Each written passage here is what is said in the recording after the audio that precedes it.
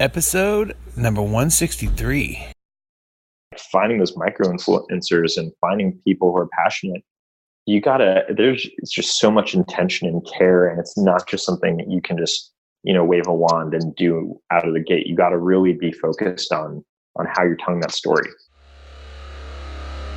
Welcome to the Be Real Show with Travis Too Tall and Huff, where we talk about life, dreams, social media, and business.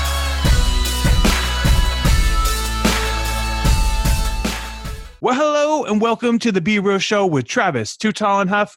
Folks, I'm jazzed up, fired up, and we're ready to get a little caffeinated because on the line here we got our featured guest, Josh Zloof. Josh, are you ready to be real? Yeah, let's be real. Let's get real. Josh is the co-founder and CDO of Sudden Coffee, founded on the idea of making 1 billion people happy. I love that. Josh and his team have served over 100,000 cups of coffee of their premium instant coffee, which is delivered right to your door, which is very convenient. With over $3.3 million raised from investors like Y Combinator and CRV, Sudden has been featured on Food and Wine, the New York Times, and GQ. And we've given our listeners just a little insight, but how's your day going today, Josh? Day's going great. Nice. Yeah, that was an amazing summary. Thanks. Well, yeah, absolutely. I'm super excited to hear about this because obviously more and more brands are food brands and products are delivering directly to the door, directly to your door, making it easy for you to not have to worry about making sure you, sometimes happens to me, when you go to the pantry and you're like, where's my coffee at, man? I usually will use like some of the Keurig, K-Pods or whatever they're called. And you look in the coffee like, oh crap. It's that feeling. So having a good stock is important, but also I'm just curious too, what helped you create this business? What gave you the inspiration to create this Sudden Coffee business? Yeah. So it kind of goes back to that idea of making a lot of people happy. So we started Sudden Coffee about 3 years ago. Mm-hmm. And I don't know how much folks out there know about specialty coffee, but specialty coffee is kind of the movement to treat coffee a lot more like wine, where you're getting coffee from specific farms. Right. Every coffee tastes a little bit different. And behind the scenes, when you go to one of these cafes, there's a lot of behind the scenes work that people are putting into it. Everything from, the brewing method, temperature, what goes into the water, and all these details. And we loved specialty coffee and we wanted to share it with more people. Coffee is this very human thing that, so many people start their day with coffee in the morning. And we just wanted to make it so that you could have an amazing cup of coffee without having to know about any of that stuff, without having to have a special grinder or any of that. And you could just have something that makes you feel really, really good. Mm. And easy to take on the go as well, right? Exactly. Yeah. No instructions needed. You can take it anywhere. You can have it on a mountaintop. You can have it in your kitchen. You can have it in the car. It goes anywhere. So my question to you is then, what's the secret sauce? What is the secret piece to coffee? I mean, is it the roasting? Is it the finding the beans? Where's the hidden gem in it? Yeah, there's a lot. So we actually had to invent an entirely new way to make instant coffee that didn't exist before. I think there's a lot of food companies out there that might, just be changing the ingredients or repackaging stuff. We actually really invented a new way to do this. Wow. It comes down to 3 steps. So the first step is brewing. So we created a way to brew coffee at scale that mimics what you would do at a cafe when you're doing a pour over or French press. Mm-hmm. So it's a really gentle brewing method, but we figured out a way to do it really efficiently using 500 pounds of coffee at a time. Then after that, we figured out a way to concentrate it. So when you make instant coffee, you're taking liquid coffee and you're removing all the water, and you're just trying to do that in as gentle of a way as possible. So we figured out a way to concentrate without using any heat. So normally they'll boil off all the extra heat, and we do that using a proprietary process that doesn't use heat. And then we freeze dry it. And so we have a freeze drying operation, and we basically take that liquid concentrated coffee and we turn it into powder. And we do all of that in our factory in San Francisco. It's all made locally.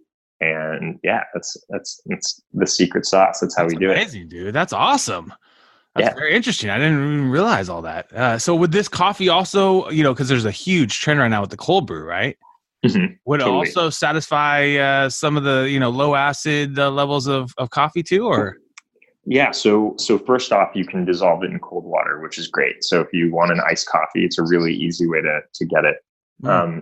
It's brewed differently than cold brew. So if you're like, really a cold brew purist, it's more like iced coffee. But if you want just a really delicious, like we have a lot of folks who only drink sudden coffee on ice. They love it on ice. It's amazing on ice, and it's great for that. Nice. And so most of the customers are on like a monthly subscription plan. Is that how it kind of works?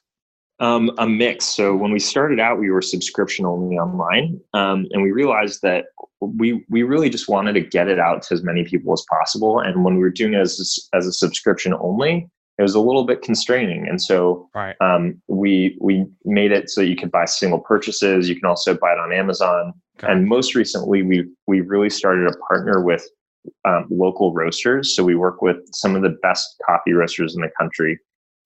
Companies like Equator Coffee, Ritual Coffee, Intelligentsia, and we take their coffee and make products for them. So you can go to different stores.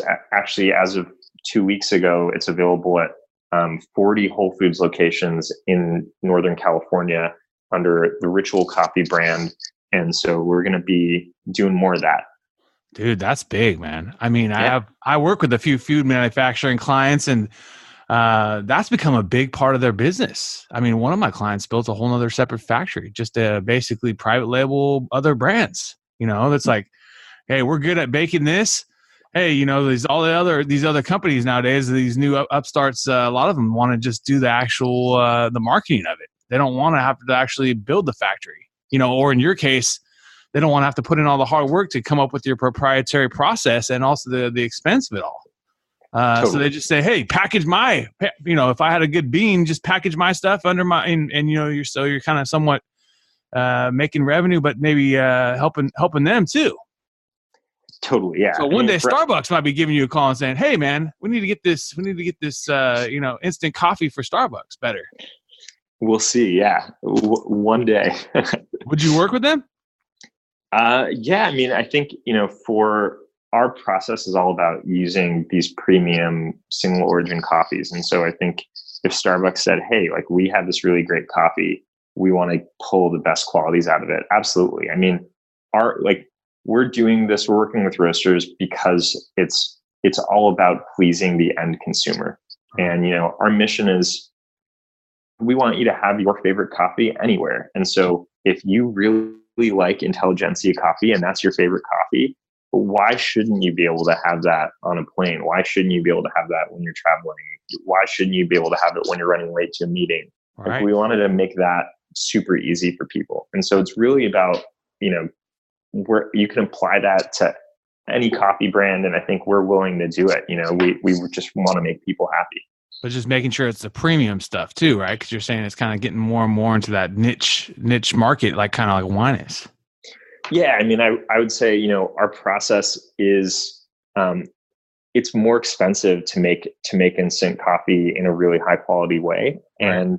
And so, if you're using lower quality beans, it's just not worth it. It's not worth the extra expense you're going to spend on brewing for beans that are not going to, it all starts with having a good bean at the beginning, and the brewing's all about pulling out the best qualities of that. And if the bean doesn't have good qualities on the outset, then you're wasting all of that energy on it, if that makes sense. Oh yeah, it totally makes sense. So the premium coffee brands that are out there, those might be potential customers for you down the road. Totally. And you're packaging it in their package. Totally. So we have a standard, we like to brand the form factor, like we make all of our coffee comes in fully recyclable test tubes. And we want to just get people used to the idea that instant coffee can taste great. And if you see coffee in a test tube, that's made by Sudden, that's, it's all going to taste good no matter what. You can associate that with quality. And that's kind of our strategy for the next year or 2 years. Good job, brother. So is that kind of a pivot in the process too, that you guys realized, hey, we could probably work with these roasters, or they reach out to you? Yeah. Well, so it's definitely a little bit of a pivot. Yeah. The roasters reached out to us. Nice. And, I think folks have been reaching out to us since the very beginning, but It was just too expensive at the time for us to make it. It used to cost us $6 to make 1 cup of Sudden. And so, that was just really hard to work with. But yeah, I mean, I think, again, like we always start with the customer. And when we were selling online only with our brand, there was a lot that was missing around education and around learning. And, we're under 10-person team. So, we can't be everywhere talking to everyone, and we can't afford to make fancy ads and stuff like that. And so, when you work with a roaster, they're excited about it. They're telling people about it. They're helping people learn about it. And so we really wanted to just scratch that customer education itch and just teach people. And so that was why we started doing it. It's very smart. I mean, I always say the best ideas are the ones that are just brought to you, kind of in a way too, I mean, not saying that the Sudden brand isn't going to still continue to grow, but I mean, if you could still also, take in some other, help others in your industry deliver better instant coffee, I mean, it just makes sense. I mean, I think you have a much bigger business that way. Totally. Yeah, it's like exactly. AWS. It's like AWS for Amazon. People see the Amazon packages, they don't realize it's all coming from AWS. Totally. They're monetizing that thing. That's awesome, brother. So then also in learning and building, because you've been doing this over the last, 3 or so years, right? Last 3 or so years, yeah? Yeah. It's been about 3.5 years now. I was just actually reflecting on it last night, and I was like, wow, I did not think when we started working on it, I could not have imagined how far we'd come. So awesome, it's been really cool. Well, the next 3 years, we're going to have bigger brands contacting you. I'm thinking Dunkin' Donuts, get some premium brands there. And, you guys, like Pete's out there as well? Yeah, I mean, we're already Intelligentsia, one of our partners, they're Pete's subsidiary. So I like to think that we actually make, a Pete's instant coffee in some way. That's awesome. That is awesome, brother. Yeah, I mean, I think it's gonna be more and more. I'm sure, because maybe just the labor that it's going to take for them to do it doesn't make any sense. You guys, work with you guys. So then also leading into that, you're talking here, looking at some of the show notes and stuff, is you've had some experiences with failing at like advertising on Facebook, for instance, and working with influencers. And, sometimes those things can be difficult to and challenging, right?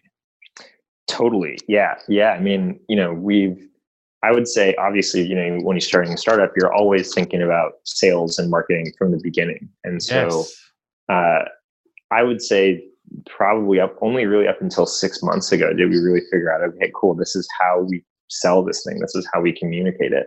And so there was, a good 2 to 3 years of just throwing stuff against the wall, seeing what sticks, right. Making a lot of bets and everything from influencers, sponsoring events, ads, contractors, consultants, everything under the sun. And right now, what do you think your sweet spot? What's working best for you? Are you guys on social? Which social network you feel like is your favorite or best? Yeah. So, I think obviously, I think starting these partnerships with roasters has been the thing that's really been working. And then combining that with retail presence. And, I think a lot of that is our product is something that once you taste it, you get it, and you need to really taste it. And so that was something that just started working. Outside of that, I think when we're online, we realized that actually a lot of our customers are 35 to 55. They're in the Generation X zone. And so we try to do a lot more on Facebook when we are online. And then we've been using Instagram just, to make for fun for photos and stuff. We haven't really, I've found that I think the whole influencer thing to me isn't, I could go at lengths about how I think that's not going to be a real thing long term, but for us, that just didn't work so well. Yeah. I mean, it's a tough one because you hear about it working, and then there's many examples, and I have too, where it doesn't work, and you get a lot of branding out of it, but it doesn't actually convert to much for what you're paying, right? Where I think the future too could be, though, my man, there's two, is your own influencers, meaning the people that are the biggest Sudden Coffee fans, and figuring out who those people are and how you can give them more of your coffee, even if it's free, because then those people are the most active, they're the most passionate. And then the other one, which is a new one, is micro influencers. These are people that are just talking about coffee, maybe small coffee bloggers, people that don't have huge followings, but maybe they have 500 to a few thousand followers. You kind of start to try to eliminate the real big pages, and you start to focus on the smaller ones. Most of those people actually have a lot of engagement on their posts, and they're not as expensive. I mean, some of them will only charge you $20, $30, $50 a post, on Instagram or on their favorite platform. And it can be a more cost-efficient way. As you gain more followers on any social platform, it's harder to keep your engagement rates. So usually those people have the most engagement. Usually if you go to your buddy that has like 500 friends on Instagram, they might have more likes than people with thousands of friends because those people are more engaged. So I think I absolutely agree with you, though. It's really kind of a trial and error process. And it sounds like right now the roasters are your key ticket for the future too, for the business, just, sales wise, it's very smart. Strategic. Totally. Yeah. Yeah. And I think, what you said is totally on point. I think it's finding influencers who actually care, right. Like they give a crap about your product. They like things, they're passionate about it.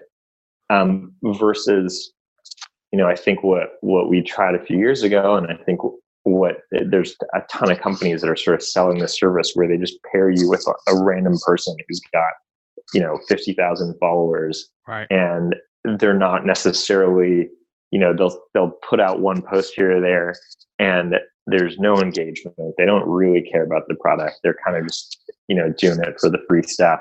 Right. And so getting to that, like finding those micro influencers and finding people who are passionate, it's just so much intention and care. And it's not just something that you can just, wave a wand and do out of the gate. You got to really be focused on how you're telling that story. Well, the cool thing is, I think after reading here, and your startup journey, after trying different startups and seeing what's going to work, I mean, this sounds like it's the one. Yeah. It's the one.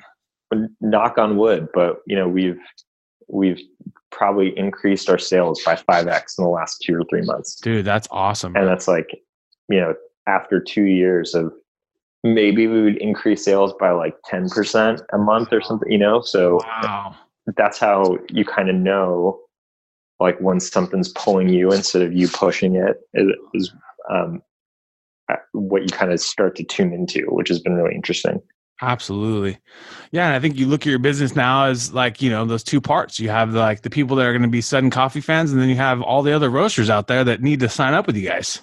Yep, exactly. And totally. Helping them out, provide that to their, extend their product lines to consumers. And then also, you maybe make less per unit, but it's a lot much bigger to be working for all your partners, Totally. I remember when this client told me about they're building a new factory. It's like, holy moly, man. I mean, and they're saying it's already at capacity. I talked to them last week. He said, it's already at capacity. We already got enough co-packers in there. It's already fully, we're at max capacity. We might need to do another one. I was like, wow, that's crazy.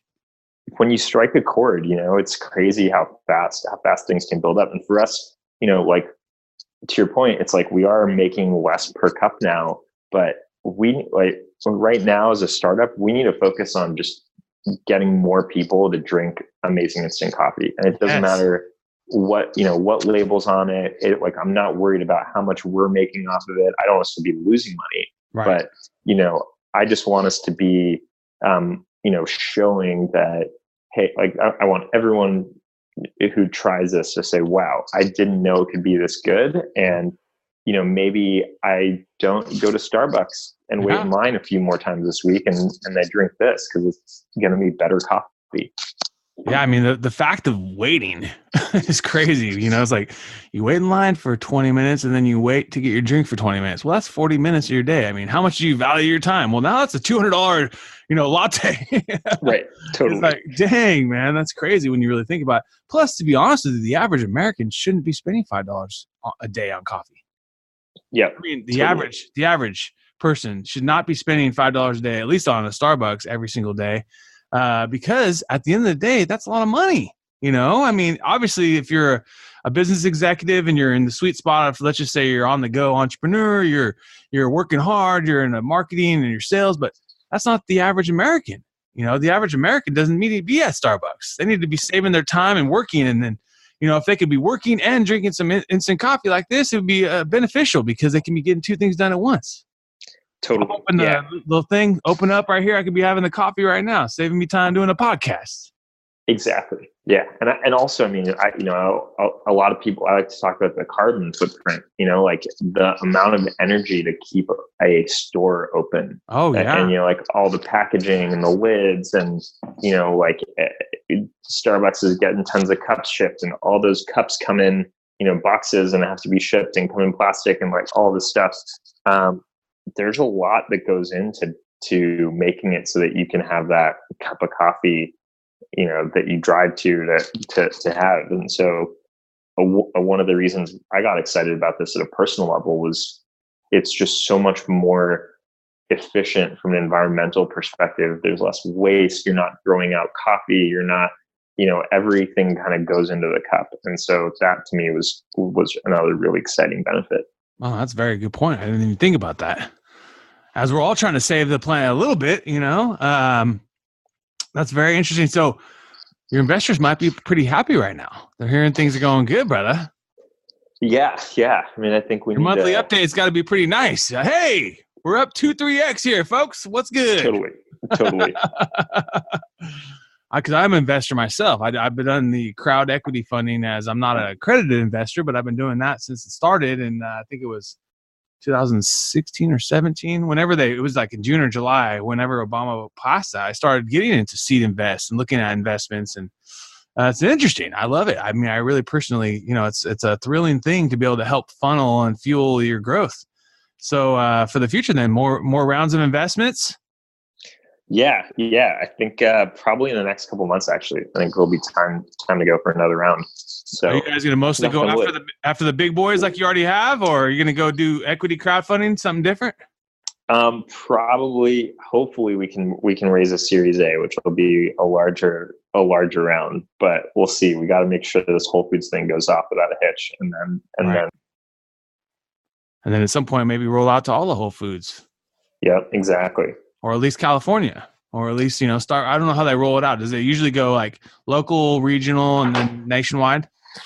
Yeah, exactly. So brands will be local, regional, and then, there's nationwide brands. But I think the cheat code, or what we're trying to do is we work with a whole bunch of regional brands. And so we don't need to win, being a national account for Whole Foods, that's actually really hard. The standards are way higher. Right. But we could work with 3 or 4 regional brands, end up in a bunch of regions, and that's a lot easier. So, a lot of entrepreneurs run to growth, right? I mean, and then sometimes it's good to just grow slower. It's harder with, especially, we make a physical product. I came from the tech world, and I gotta say, I do miss the fact that, when you want to grow in tech, you just buy more servers. Right. And now for us to grow, we gotta build another factory. And, we've just come out of 3 months of like grinding, literally moving stuff with a forklift and hooking up pipes and all that stuff. Yeah. And so, it's definitely, you gotta watch how fast you're growing when you're making food. Yeah. I mean, I love Shark Tank, it's one of those interesting shows, just shows you about the negotiations and interesting businesses. And, that's the one thing that kills a lot of people. They go to retail nationwide, and then their inventories, you just get slammed because of the payment. They got all this money going on, and then they're not getting paid for 60 to 90 days and sell through and all this different stuff. And it's like, man, if you can sell online, obviously that's the brilliance of it. But obviously you need to some point be at retail. But I always say, think about it in this business, you probably just take it slower the better. You don't have to go too fast. Yep. Yeah, totally. That way you don't get over your skis and have a bunch of money owed to you, and now you're all, you're stressed out. You don't want to be stressed out while you're running your business as much as possible. Well, man, we're about to take you now into our top 10. Are you ready? Yep, let's do it. Let's do this. Apple or Android? Apple. Netflix or YouTube? Netflix. Instagram or Twitter? Ooh, definitely Instagram. Yep. IG. Chicken, steak, or fish? Is that 3? Oh, I'd probably pick steak. Definitely steak. Laptop or iPhone? That one's tough. I know. I feel like I'd go, more time on iPhone. You can take it everywhere. Oh, yeah. Just like the coffee. More and more too. As a business owner and a new dad, I've been trying to figure out how much can I really get done on this phone, because it's just so convenient. I could just it's nuts. Feeding my daughter a little baba and trying to get something done. If it's an email or something, what other task can I do? Totally. Spotify or Pandora? Spotify. A Spotify Discover Weekly, best feature ever. I love that. I love that feature. Shout out to them for that feature. I always trip out because there's so many great artists out there. Yeah. It's like, dang, I've never even heard of this person. This song's awesome. They're like really, really made that. My sister is a producer DJ. So I'm like, it's great for that. Yeah, absolutely. Absolutely. Movies or video games? Video games lately. But that's a tough one. You have a favorite one? Do you have a favorite game you're playing right now? The new Spider-Man game's great. Spider-Man, okay. Yeah, that one's great. Who makes that one? Do you know? Is it EA Sports? Is it one of these? Ooh, I don't know. I know it's on PS4. Okay. Yeah, but I don't know. I don't actually know who makes it. Yeah, I'm always trying to invest in video game companies because they're it seems like a big space. I can't believe eSports, how big that's gotten. It's like, dang, this is crazy. Big pots of money, and then people coming to see it. It's like, wow, that's amazing. Yeah, the crowds are, to me, like the most intense part. Yeah. Well, the fact that like Twitch exists, where like the kids are watching other kids play video games or watching Ninja play games and all this, and they're making hella money just streaming their own video game experience. It's pretty crazy. I find that actually kind of fascinating. Reading books or listening to books? Reading books. Nice. Definitely Stocks, crypto, or real estate? Stocks, but I got to do a shout out to real estate. My best friend recently became an agent and is killing it. And real estate is definitely a great way to make money. Oh yeah, especially if you can sell it. Yeah, totally. Salespeople I think that's the best job. I mean, it's a tough business. You got to work, but I mean, you don't take on any risk. I mean, what's the risk? It's just like, hey, I found $1 million house. I'm going to sell it. Totally. If you're good at sales, you can definitely bring in a lot of cash. All the most successful people I know purely on cash are in sales for sure. Yeah. Right. And that's what you are. You're a salesman. You're the ultimate salesman. Not on that level. The not CEO on that. of Sudden Coffee. That's one part of it. I know. As an owner, you're doing a lot of different tasks. I know operations, I'm sure, is a big part of your task too, right? Every day. Oh yeah, totally. Yeah, I would say the majority lately is ops. So oceans or lakes? Oceans. Nice. Easy. Now, a few more follow-up questions. When you wake up in the morning, what is one of your biggest passions right now? When I wake up, so I read every morning. I always read fiction. Nice. Something that's not work related. Right. I'll drink a coffee and then I meditate and then I go to work. And I keep my phone in airplane mode until I'm done with all of those things. Ooh, I like that. That's a good one. Because I get that early morning text or call. It's like, come on. Exactly, let me get you distracted today. Yeah, exactly. I got a whole world of distraction for you. Do you have a sweet spot for meditation? Is it a certain amount of time you enjoy doing it? I usually do like 15 minutes, 10 to 15. Yeah. Do you use an app or anything like that, or do you just kind of do your own? Yeah, Headspace. Nice. Usually. That's a good one. That's a really good one. So then after a long day, what's your favorite meal? After you worked a long day or you just had a huge, big success? Okay. If I'm really tired and I need comfort food, it's going to be burger. Nice. There you go. If it's like I'm in a healthy mood, I'm energized, I'll probably do some kind of like egg scramble, like a breakfast for there you dinner go. kind of thing. Yeah. Keeping it still healthy and less carbs, less sugar. Yeah, exactly. I like your style, brother. I like your style. What is a skill you're trying to master right now? Is there a skill you're wanting to really master this year? Skill I'm trying to master. I would say hiring. If I could wave a wand and be good at one thing, it'd be that. That's a tough one. Totally. I've always tried to do is it's tough. It's just a tough thing to do. And there's no right or wrong answer. I just always try to like do it in the follow-up process. I always find because how we try to do our hiring is like inbound. So people are reaching out to us saying, hey, I'm a social marketer. Or I'm in digital marketing. I'd be interested in working with you guys. What kind of positions do you have open or whatever? And we really don't have positions open. We kind of just make positions open if there's a good talent. But what I'll just try to do is like follow-up questions, because I found if people don't respond or like are not attentive to follow-up questions, they're usually not really good at getting work done. Yeah. And so I'll just give them like 4 or 5 follow-up questions, like little simple ones, and see if like, hey, okay, can you send me your resume? Okay, they did that. Okay, hey, what's a good time to meet? And if like they get the 4 or 5 follow-up questions pretty quick, it seems like from my experience, most of those people are really good workers. For those that are listening that are trying to figure that out, I mean, there's no right or wrong answer, right? But it's a tough one. It's a really, like you said, it'd be a skill. That would be a superpower. Totally. Yeah. I've like totally found the same thing too, by the way. Like yeah. Figuring out someone who's passionate and follow, because if someone's passionate, they're going to follow up, especially if you're like, if you're working for a big company, there's enough slack where you can you don't have to be as like pushy or hungry. But for a 10-person company, it's all about the follow-up. Yep. Yeah, because that's just going to know that they're in it for you. They're going to be. And then, the worst thing in the world is you get someone on board, you spend all this time training them, getting them ready, and then all of a sudden 6 months they're somewhere else.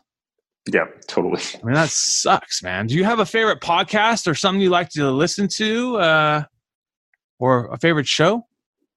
Yeah. Okay. So show wise, I've been the last year got really into Star Trek, like the old, as nerdy as that is. Oh, nice. Next generation of Star Trek. Nice. And I have to like give a shout out to that because it's actually got a pretty optimistic view of the future, which I feel like we don't hear enough these days in society. Right.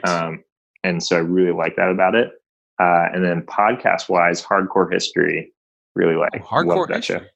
Yeah. What is that kind of about? Just telling you all about the facts of history? So it's every episode is like 4 or 5 hours, and like there was 5 episodes on World War One. And wow. He goes really into detail. A lot of it is like, it's some of the tougher, more gruesome or gory things, but also just like a very macro view on, hey, like these are the underlying root causes of why this happened, like why this, like it helps give you historical context rather than just, this happened and that happened and that happened, but you understand why. Kind of puts it all together in a bigger picture of what was going on at that time, maybe. Exactly. It's interesting. Hardcore History. There's so many good podcasts out there. Totally. Yeah. It's crazy. Podcasts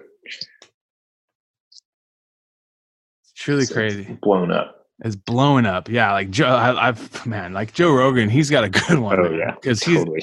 He's interviewed everybody. It's like, dude, you just pretty much type in anyone and Joe Rogan, he's probably interviewed them almost. It's crazy. And like the most smart people too. It's unbelievable what's going on out there. So today we're about to get up to lunchtime. So say it's lunchtime today, and you can meet anyone in the world. They're willing to meet for a nice burger today for lunch. Who would it be? Who would you want to meet today? Oh man, that's a really good question. Who would I want to meet today for burger?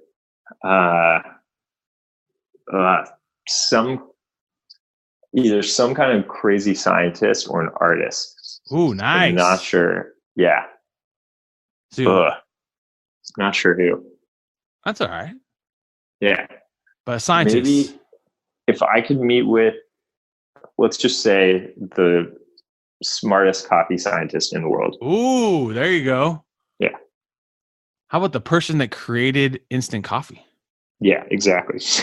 Yeah, let's create that person now. The original person. Yeah. That would be amazing.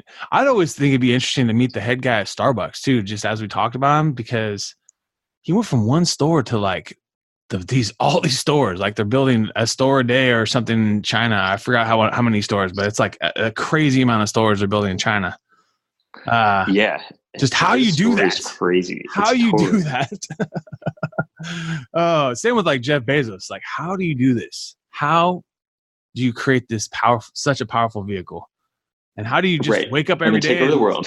Yeah, and you're still taking a shit, and you're still going and having to take a shower and do life too. It's like, man, how has someone done that? It's fascinating. Yeah, it's definitely nuts. Fascinating. So do you have a book that has changed your life or mindset? Oh, mindset, definitely. I think figuring out your core values for me and listening to what drives you is the most important thing. Book wise, okay, so business book, this book, Difficult Conversations, is amazing. And it teaches you about how there's an emotional side to your work and just hard conversations in general, and how to like acknowledge that and make that part of it. Book wise or other fiction wise, there's a series called Mistborn by this guy Brandon Sanderson, which is amazing. And I always like to talk about fiction because everyone's looking for business books, but I actually think you can get a lot out of fiction, and just seeing, like, finding how some of the underlying ideas relate to real life has been really powerful. That's a good point too, because we're so stuck in these business books. Yeah, totally. Get our minds out these business books, man. Let's get some fantasy or some fun. Yeah, exactly. So where's the best place for people to connect to you or find more about Sudden Coffee? Yeah, so our website, suddencoffee.com, or check it out on Amazon. And to connect with me, email me, josh@suddencoffee.com. Hit me up on Facebook, LinkedIn. I'm probably on Facebook the most as all of those sources. So, Well, brother, feel free to reach out. I want to thank you so much for your time. You've really built something special, brother. And I feel like your momentum's coming big now, especially got these roasters going in, and more, I feel companies are going to look to you guys to help them. And as well as you guys, as well as Sudden just growing. So I think that the future is going to be, hold on tight, brother. The future is going to be bright for you. And thanks. Knock on wood. Yeah, absolutely, bro. It is. We're working on it. You work every day. You work hard. Well, folks, you've been hanging out with Josh Zloof and Travis Too Tall and Huff. I want to thank you again for your time today, and let's keep being real. What another epic episode. And if you enjoyed the episode today, can you please do me a favor and subscribe to our podcast, The Be Real Show, on iTunes or your favorite podcast platform, and also take a little time today, if you don't mind, and give your boy T Huff a review. I would really super appreciate it, and thank you so much for listening today.